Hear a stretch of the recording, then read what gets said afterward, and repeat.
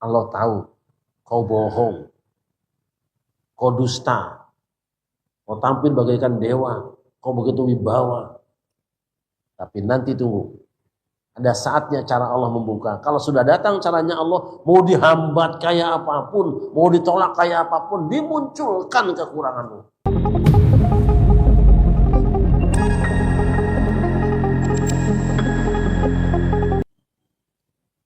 Kita dapat nikmat banyak nih.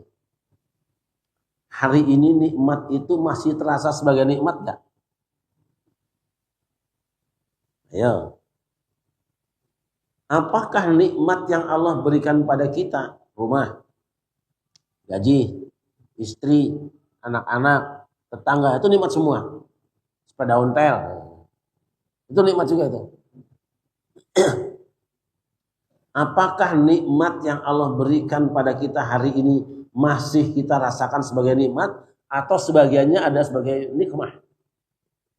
Ayo, sob. Ini telinga ini kan nikmat. Ini hari ini telinga kita ini nikmat apa menyiksa kita hari ini? Ada orang yang tiap hari bolak-balik ke rumah sakit gara-gara telinganya doang. Ada kan? Ada orang yang tiap hari ke rumah sakit gak selesai-selesai urusan matanya doang. Ada kan? Ada orang yang gak rapi-rapi urusan perutnya. Dan ada orang yang gak sembuh-sembuh sariawan hari-harinya. Padahal telinganya, matanya, mulutnya, perutnya, semua nikmat dari Allah. Kenapa berubah jadi nikmat? Tanya dulu. Wa kullun kanu zalimin. Semua yang kami siksa adalah orang yang positif melakukan tindak kezaliman. Maka ada yang tahu atau tidak ada yang tahu. Ada yang bisa atau tidak bisa merubah kelakuan kita. Kezaliman itu pasti ada hukumnya. Yuk kita mulai koreksi diri lah. Tidak ada yang lolos. Hanya faktor waktu barangkali. Maka orang yang ditunda hukumannya oleh Allah jangan hare-hare santai bae. Membantah apapun Allah akan hukum. Oh, desa saya desa paling baik.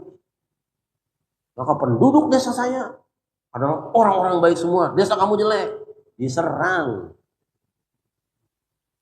Ayo, sama wereng apa kek. Kami adalah orang-orang yang menjamin negeri kampung di mana kami ada pasti aman. Nah. Kamilah yang membuat aman. Kami yang membuat merdeka. Saiki kampungmu. Ayo, ngomong apa? Mulyo.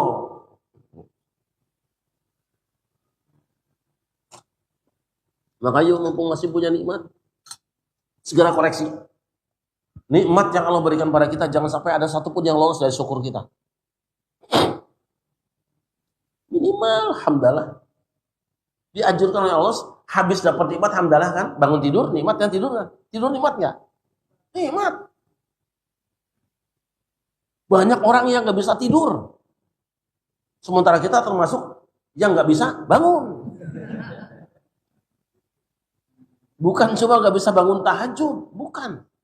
Subuh aja nggak bangun. Syukuri. Nggak apa-apa kalau tidur kesiangan juga, kalau memang nikmat. Memang tadi nggak bangun nggak apa-apa. Tapi kalau azan subuh sudah bangun terus meninggal lagi bangun jam 7 itu yang dosa. Kalau bablas nggak apa-apa. Itu anugerah dari Allah, sama dengan orang yang berpuasa makan kesiangan siang hari kan. Siang hari makan, mudah-mudahan ingat puasa, nggak apa-apa. Tapi jangan diterusin. Udah rapi. Begitu kamu sadar ya sudah. Itu kan yang nggak sadar gitu kan. Tidur kan nggak sadar. Begitu sadar subuh, tidur lagi tanggung. Kan kadang gitu kan. Baru adzan. Kan puji-pujian juga 15 menit. Puji-pujian masih puji-pujian, tidur lagi. Waduh jam 8 nih. Nah itu yang dosa itu. Itu kebiasaan lah. Kusnadi itu.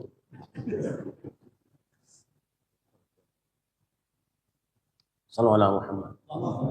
Yuk, coba kita inventaris sekarang. Nikmat kita apa aja sih sekarang? Jangan kita bayangkan Fir'aun dengan kaum.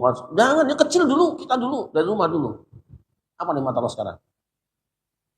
inventarisir mana nikmat yang belum disyukuri sebelum ditegur oleh sang pemberi. Syukurnya bagaimana? Satu, berterima kasih pada pemberi. Yang kedua, berbagi, gitu syukur. Itu aja deh. Dokter nih, nikmatnya banyak sekali. Dokter itu nikmat. Diizinkan nyuntik. Nyuntik itu kan nikmat ya dok. Nyuntik itu kenikmatan. Kan ada juga yang nyuntiknya terus lenger itu, nyuntik sendiri. Syukuri. Caranya gimana? Berterima kasih kepada Allah yang telah menjadikan aku sebagai seorang dokter, dan di saat yang sama aku ingin dipuji oleh Allah, maka orang sakit ayo tak tambahin gratis. Beri sebagian porsi yang kau miliki untuk berbagi dengan sesama. Seperti itu. Saya kan nggak punya keahlian seperti itu, cuman punya pohon rambutan, kasih sebagian sama orang. Kalau orang ngambil itu jangan terus dihabis-habisin. Brengsek, rambutan cuma segitu dihabisin sama dia. Dia bisanya nyuri. Mau ditukar kita yang jadi pencuri. Emang bisanya cuma itu kok. Kadang-kadang merenung ya. Itu semut di rumah banyak, sama kecoa kadang-kadang ada juga. Tak pateni memang dia rezekinya numpang sama saya. Tapi kalau ada semut di rumah sebaiknya disemprot nggak? Sebaiknya. Yang baik disemprot nggak? Enggak, dikeprek kita maunya kan itu. Dia timbang numpang rezeki bekas-bekas kita. Kalau ada makanan yang jatuh, yang tersisa, yang kita tidak sadar, tanpa disuruh dia bersihkan, dihabisin. Ayo, mendingan mana? Mendingan bekas nasi berbulan-bulan di rumah atau mendingan semut? Nasi nggak bisa dipergikan, semut pas suruh pergi. Kucing timbang nungguin tulang doang, dimarahin. Maka saya kalau kucing masuk rumah semprot dulu, tapi besok nanti siang habis makan kita siapkan panggil lagi kumpul makan tulang di situ. Jangan kebangetan bengis. Kalau dia nggak numpang ke kita mau kemana numpangnya? Mau minta makan ke rumah makan Padang? Memang cuma bisa itu kok. Dan ingat, boleh gak ular dihabisin? Yang makan tikus siapa? Kan itu apa namanya? Siklus kehidupan itu harus jaga. Rusaknya alam karena ada bagian baut-baut alam yang dirusak oleh kita. Coba sadar di situ. Timbang numpang segitu doang. Ya Allah, bengis banget ibu-ibu. Udah kucing timbang ngambil kepala asin dilempar pakai piring, yang pecah piringnya kan rugi sendiri itu. Kata kucing, salah lu kok timbang ngambil kepala asin lu, piring lempar sama gua katanya. Gak enak katanya. Habis itu udah amprat sama suaminya, lu ngapain man banting-banting piring? Apa salahnya kucing? Memang kucing dibikin seperti itu. Bisanya seperti itu. Dan mohon maaf ya, semua makhluk itu berharap kepada kita sebagai khalifahnya untuk bertindak baik pada mereka. Semua. Ngarepnya kemana sih? Kucing datang ke rumah kita, ngedap-ngedap karena takut didamprat sama kita. Satu-satunya harapan kucing adalah kita. Karena dia sadar, dia nggak bisa nyembelih ayam. Dia sadar nggak bisa nangkap ikan di kolam. Berikan pada kucing itu sekedar yang sudah tidak kau makan dan itu jadi bersih. Harapan rumah saya itu penuh tulang ayam, tulang ikan kok hari-hari itu. Habis itu bersih, nggak udah nyapu kok. Coba itu. Mau kemana numpang? Belum lagi manusia tetangga. Belum lagi anak-anak sekitar kita. Maka saya paham kalau santri letakkan depan rumah saya ini bocah lapar nih bocah nih. Ketahuan. Badal isya tiduran situ. Ya kadang-kadang ikhlas juga baca munajat kelihatannya ikhlas. Tapi ngarep juga rumahnya bocah. Masa dia kami jangan habiskan makanan kita. Nanti pasti anak-anak sini. Gitu. Kalau nggak ke kita, ke siapa? Maka jadilah kita orang-orang yang menjadi tempat pengharapan, orang yang meminta, orang yang sudah habis pengharapan, daftar pada Allah. Ya Allah, titipkan rizkimu untuk aku berikan pada orang lain. Gitu loh. Kalau ngasih orang tuh jangan minta mulu. Jangan begitu. Nanti Allah balik, kamu jangan minta lagi ya. Gimana coba? Orang minta bukan kesalahan. Kita tidak mau tiap hari bikin salah tapi minta terus ke Allah. Coba pikir. Nah kembali ya. Allah tidak akan mengubah nikmat yang telah diberikan pada kita dan tetap dia akan menjadi sebagai nikmat sebelum kita sendiri berubah.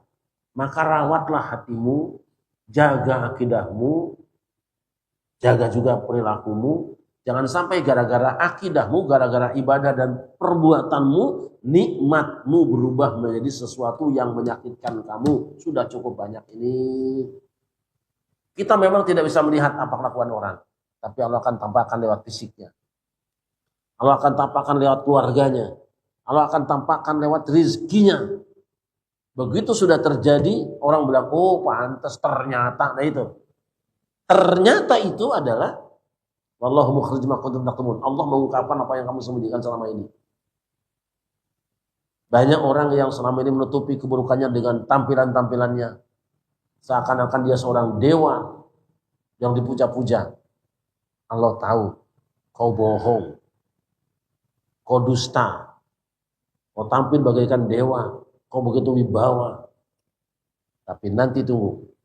Ada saatnya cara Allah membuka. Kalau sudah datang caranya Allah, mau dihambat kayak apapun, mau ditolak kayak apapun, dimunculkan kekuranganmu. Jaga. Jadi kita bareng-bareng menjaga diri kita masing-masing terus. Di antara kita juga sering mengingatkannya. Ini saya kalau baca 3 ayat ini ngeri. Ujung ayat wa kullun kanu zalimin. Semuanya orang-orang zalim. Pasti kami binasakan. Kalau tidak lewat awak, lewat anak. Dan nanti sejarah akan dibaca. Alangkah sedihnya anak cucu kita jika pada akhirnya mereka harus membaca buku-buku yang di dalamnya ada cerita-cerita buruk tentang kita.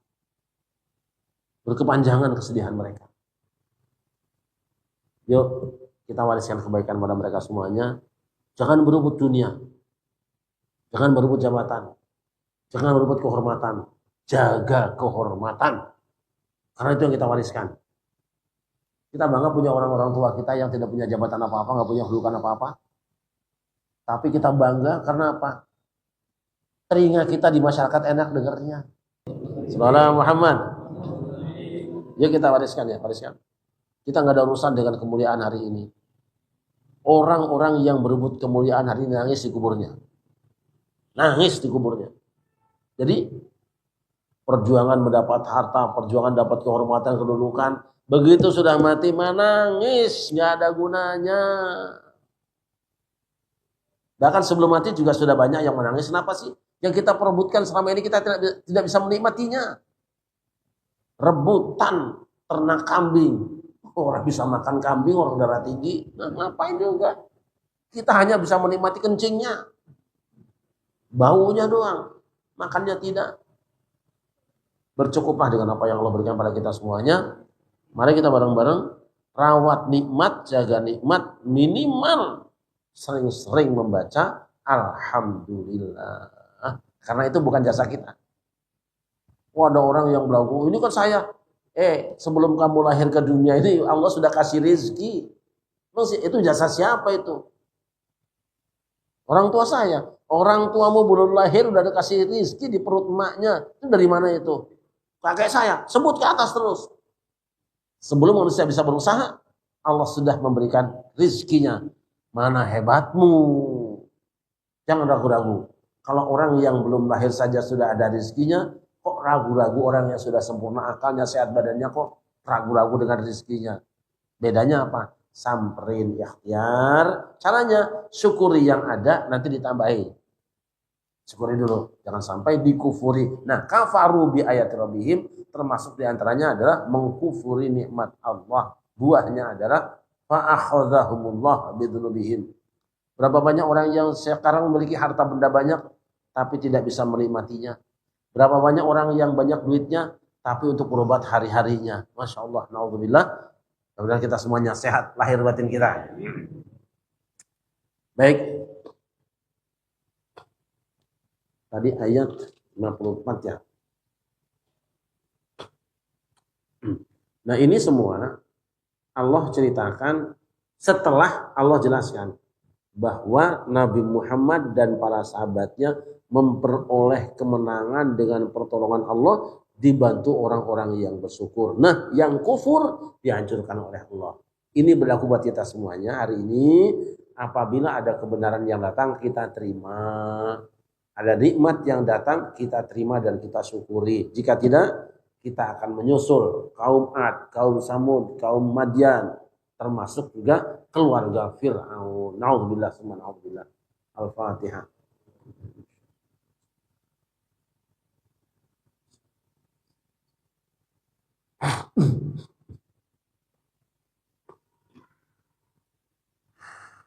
Allahumma salli ala sayyidina Muhammad wa ala ali sayyidina Muhammad sayyidil awwalin wal akhirin wassalamu radhiyallahu tabaraka wa ta'ala an kulli sahabati Rasulillah ajma'in. Alhamdulillah rabbil alamin hamdan yuwafi ni'amahu wa yukafi mazidah. Ya Rabbana lakal hamdu kama yanbaghi li jalali wajhika wa 'azimi sultanik. Rabbana la tuzigh qulubana ba'da idh hadaytana wa hab lana min ladunka rahmah innaka antal wahhab. Rabbana innaka jami'un nasi liyawmin la rayba fihi innallaha la yukhliful mi'ad. Rabbana atina fid dunya hasanatan wa fil akhirati hasanatan wa qina adzabannar. Wa sallallahu ala sayyidina Muhammadin wa ala alihi wa sahbihi wa baraka wasallam. Fa subhana rabbika rabbil izzati amma yasifun. Assalamualaikum warahmatullahi wabarakatuh. Assalamualaikum warahmatullahi wabarakatuh.